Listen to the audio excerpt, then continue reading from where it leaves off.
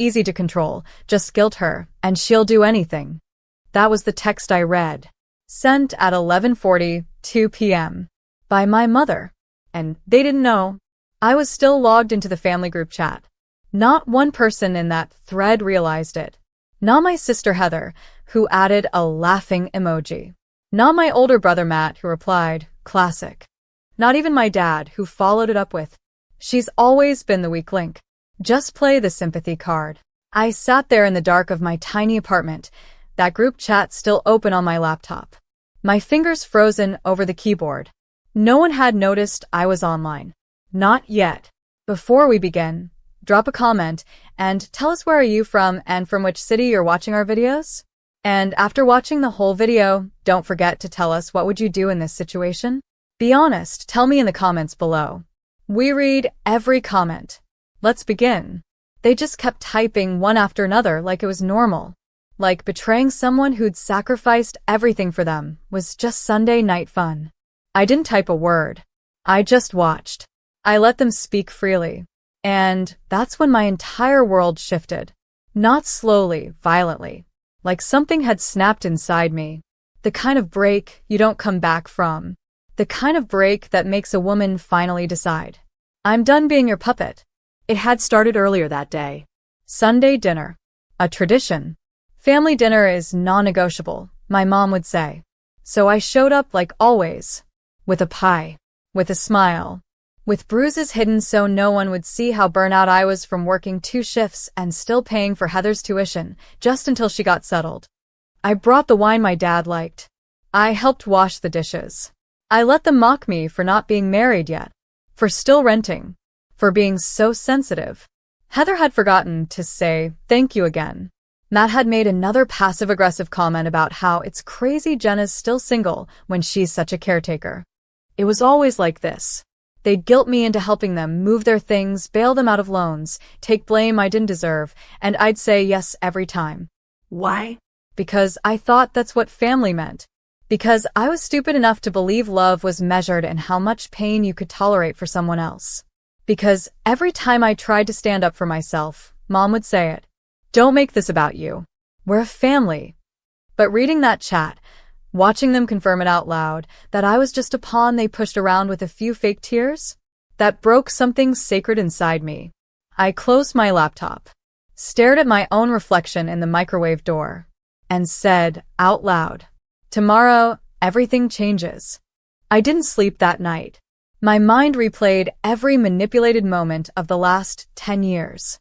The time I used my savings to help Heather get out of her toxic relationship and paid her rent, only to find out she'd gone on vacation with her boyfriend 2 weeks later. The time Matt showed up crying because he'd lost his job and I gave him my car so he could keep job hunting while I walked 2 miles to work every day. The time my mom called me in tears because her credit card was maxed out. I took out a loan and then saw her with a new Louis Vuitton bag 2 days later. I remembered how they'd all laugh behind my back. How they always left me out of the real conversations. The inside jokes. The decisions. I wasn't family to them. I was useful. A function. A tool. A servant who didn't ask questions. Until now. The next morning, I didn't text anyone. I didn't tell them I knew. I didn't ask for an apology. I didn't cry. Instead, I went to work like normal, the nonprofit I'd been with for 7 years. And after my afternoon board meeting, I did something I'd never done before. I walked into the CEO's office and shut the door. "Jenna?" Nora looked up, surprised. She was in her 60s, sharp, and always impeccably dressed. "Everything all right?" "No," I said calmly. "But I think it's about to be." I reached into my bag, pulled out a folder, and laid down the grant proposal I'd been secretly working on for 6 months. The one everyone told me was too ambitious. But I knew what it could do. I'd been building it in silence, planning it when no one else believed in me. Nora flipped through it. Her brow lifted higher and higher with every page. "You did all this alone?" I nodded. I just didn't want anyone else ruining it. When she finished reading, she looked up at me. Different this time. Like she was finally seeing me. The real me. "How soon can you start?" she asked. I smiled. By Wednesday, I had my own office. By Friday, my own team. By the end of the month, I was the new director of programs, the youngest one they'd ever hired. My salary tripled overnight. And the first thing I did, I changed my number. Mom called Heather. Why isn't Jenna answering? Heather tried Matt. She's not in the chat anymore. Did she block us? Matt emailed me from his work account. Hey, just checking in. Can you still send me that $800 this month? I didn't reply. I had other plans. I moved into a sleek loft in the city. I hired a financial advisor. I invested. I finally went to therapy.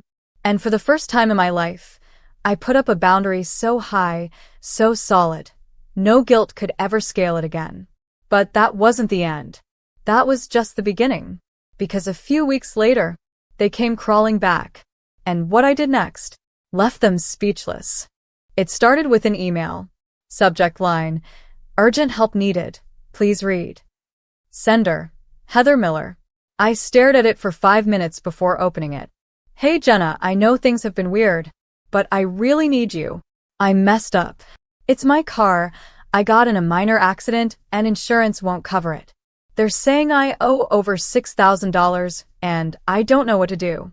Please, can you help me one last time? I'll pay you back. I swear. Love you. I didn't reply. Not because I didn't have the money, but because this wasn't new. It was a pattern, her getting scared, helpless, and always knowing I'd swoop in. Because I always had. This time, No. 2 days later, Matt showed up. At my office. Security buzzed me, sounding confused. There's a Matthew Carlson here. Says he's your brother. I paused. Send him up. He looked rough. Expensive jacket, but the bags under his eyes told me he wasn't sleeping well. Jenna, he said, smiling like we hadn't spoken in a month. You look wow. You look different. I feel different, I replied flatly. He laughed awkwardly. Hey, I was hoping we could talk. Just, catch up. I let him sit down. Let him stumble through small talk. Let him finally ask what he really came for. So, my business, it's been slow. Really slow. And the bank, they froze the account. He paused, waiting for me to react. I didn't. He leaned forward. I know things have been tense, but your family, you've always helped before. And I really, really need you this time. There it was. That familiar tug, the appeal to guilt. The weapon they'd always used. But this time, it didn't land. Not even close. I looked him in the eyes and said, Matt, you told Mom I was easy to control. Remember? His face froze. I let that silence hang. He looked like he'd been slapped. You didn't know I was still in the chat, I added. But I saw everything. Every word. He stammered. Jenna, that was just venting. You know how family talks when they're done pretending, I said, standing. I'll have security walk you out. That night, I sat by my window with a glass of wine. I didn't feel angry. I didn't feel bitter. I felt clean. Like for the first time, I wasn't drowning in the need to be enough for people who didn't care. But it wasn't over. Because 2 days later, Mom showed up at my door. She was crying before I even opened it. My baby, she said, reaching out to hug me. I didn't move. She stood frozen in the doorway. Please don't shut me out.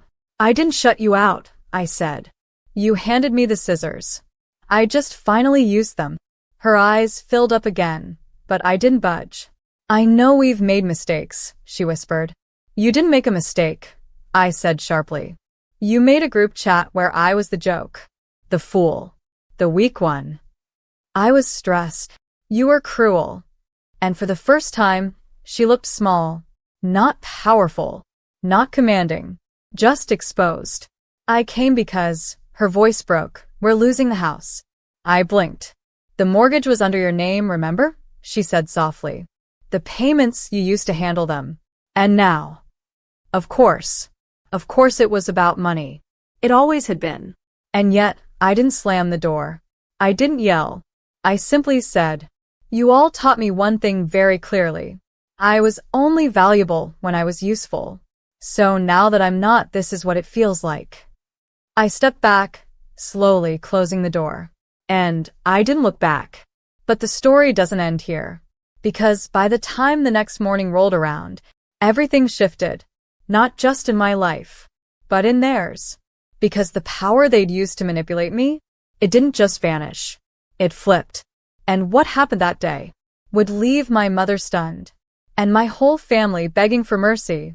I woke up the next morning to 17 missed calls. 8 from Mom, 3 from Heather, 6 from a number I didn't recognize, and 1 voicemail that made my stomach twist, not from fear, but satisfaction. Jenna, this is Carla Simmons from Glendale Property Services. We're following up on the lien release and full ownership transfer for the property at 119 Carter Hill. The final paperwork's been notarized under your LLC. Please confirm the handover date so we can notify the current tenants. I smiled. You see, while they were busy mocking me in their secret group chat, I'd been working quietly behind the scenes. Legally, strategically, with precision. Because what they didn't know, that house, the family home they were still living in, had been refinanced years ago under my name. For credit reasons, Mom said. You have the cleanest history, Jenna. Just sign. We'll handle the payments.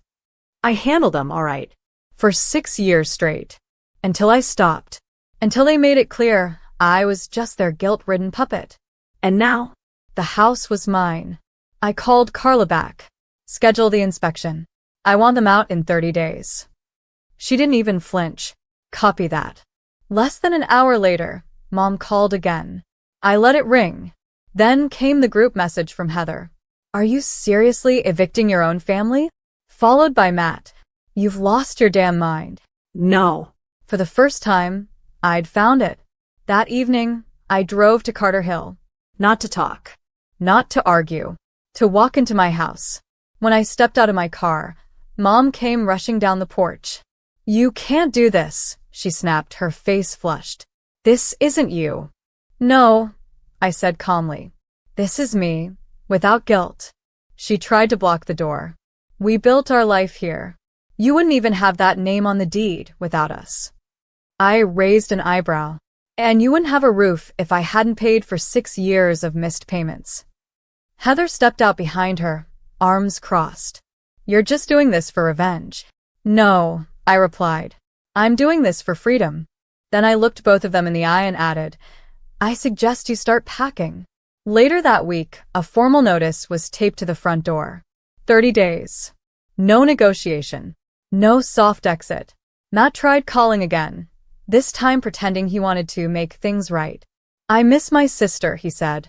I didn't respond. Because I realized they didn't miss me. They missed what I gave them. Money. Time. Emotional labor. Obedience. I wasn't their daughter. Or sister. I was a resource. That weekend, I hosted my first team dinner.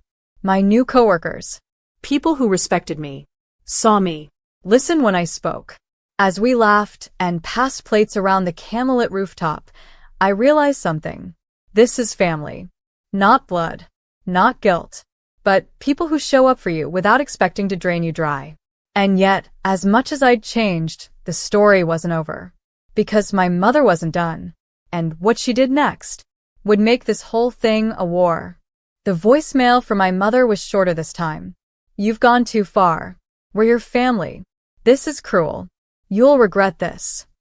She sounded calm. Not sad, not afraid. Calm.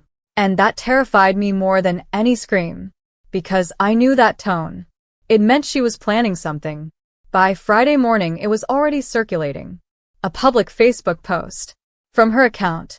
Tagged. Pinned. Blazing with carefully chosen words. Sometimes the people you raise turn out to be unrecognizable. We gave her everything. And she's throwing us on the street like garbage. Some daughters are just born without souls. And just like that, she flipped the script. Hundreds of comments poured in. Cousins I hadn't heard from in years posted, praying for you. Aunt Denise wrote, unbelievable behavior from Jenna.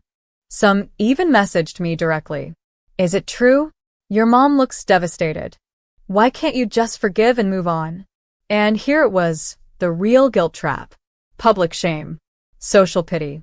Narrative manipulation. They weren't just trying to guilt me privately anymore. They were trying to turn the world against me. But they didn't expect what came next. Because while they were busy playing victim online, I was sitting across the table from Nora, my CEO, signing the final documents for something I'd been working on in silence. A women's housing project for survivors of financial abuse. 6 renovated units, all under my new nonprofit's umbrella. Funded in part by my bonuses and by a quiet investor I met during a fundraising gala last month, a woman who looked me in the eye and said, "I know what it's like to be used until there's nothing left." We shook hands, and she handed me the key. That same afternoon, I posted a photo. Me, in front of the first completed unit. Captioned simply, "Freedom is not cruelty. It's healing." And while the comments on Mom's post swelled with fake prayers and pity, mine filled with stories. Women I'd never met. Messages like, "I needed to see this." They made me feel crazy too. Thank you for choosing yourself. But the moment that changed everything, it wasn't online. It was in person. 2 weeks later. Carter Hill. I pulled up just before sunset. The porch was empty now. Boxes stacked beside the door. A lone lamp flickering through the blinds. Heather stepped outside first. She didn't look angry anymore. Just empty. "She's inside," she said quietly. "Mom?" Heather nodded. "She's not leaving." I walked past her and opened the door. There she was. My mother. Sitting on the floor. No makeup. No performance. Just a woman who'd lost the one thing she never thought she would control. "You happy now?" she whispered. "No," I said honestly. "I'm healing, but I'm not happy." She looked up slowly. "I was scared." "Of what?" "Of being forgotten," she said. "Of being powerless. Of you not needing me." And there it was. The core of it all. Not hate. Not malice. But fear. Fear that I'd grow strong. That I'd walk away. That I'd stop carrying the burden she built her life on. I sat down across from her. "I never wanted to be your enemy," I said softly. "I just didn't want to be your hostage." She didn't reply. We sat there in silence. Not as mother and daughter, but as 2 women. Both exhausted. Both broken. But only one of us choosing to rebuild. The house was finally empty. On a quiet Wednesday morning, the movers came. No drama. No goodbyes. Just quiet footsteps, heavy boxes, and the hum of finality in the air.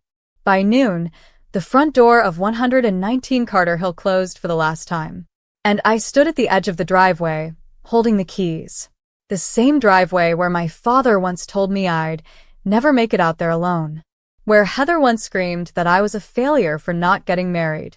Where my mother had whispered, "You'll always need us." I didn't.